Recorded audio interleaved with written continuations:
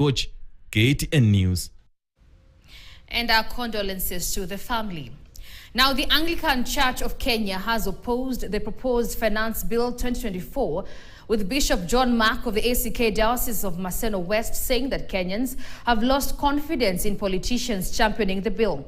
Bishop John Mark spoke during the consecration ceremony of Anthony Mambo as the Bishop of ACK Diocese of Nakuru, a ceremony presided over by Bishop Jackson Ole Sapit.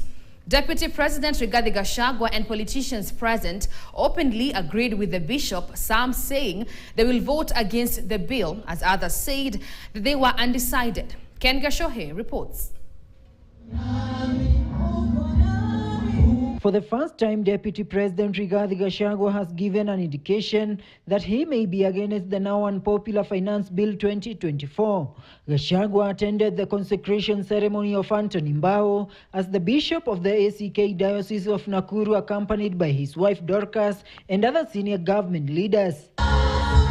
In his sermon, Bishop John Mark of the ACK Diocese of Maseno West told the leaders present that Kenyans had lost faith in them in the Finance Bill 2024, which has been termed as punitive. Gachagua saying that the bishop's sermon had some truth in it and his message should reach all Kenyans. Our politicians, the way you see them, the Finance Bill may not be treated the way we pray it be treated. They may not be our source of help.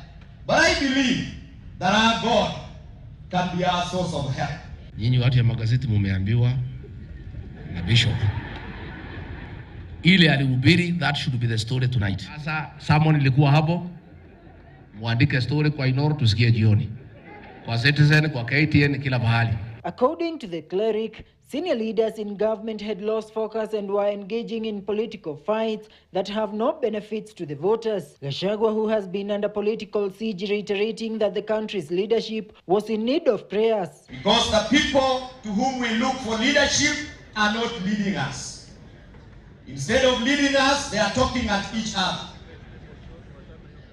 And that is not what Kenyans would want to hear. Nataka kuomba nyinyi yote wa Kristo tuombee rais wetu apate hekima na ujasiri ya kuongoza nchi yetu, sana sana the economic transformation of this country. Pia mimi mnikumbuke, mnajua I'm a truthful and honest man. Pray for me that I continue being truthful and honest. Politicians who accompanied Gachagua declared that they would vote against the bill, as some say that they were yet to decide. Ikifika finance bill ya 2024, Your Excellency, mimi nataka kukuambia nikipiga no, ujue ni kwa sababu watu wamekataa, si mimi. Nitaenda huko Subukia Shrine kwenda kutafuta divine intervention.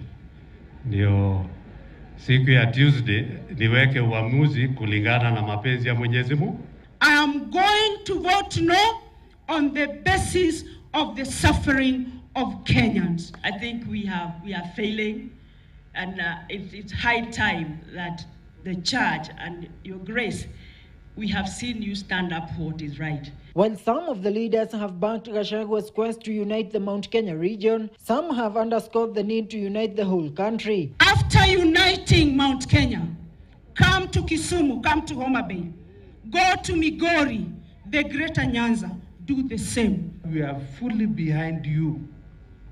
You have the required experience which is needed to run this country.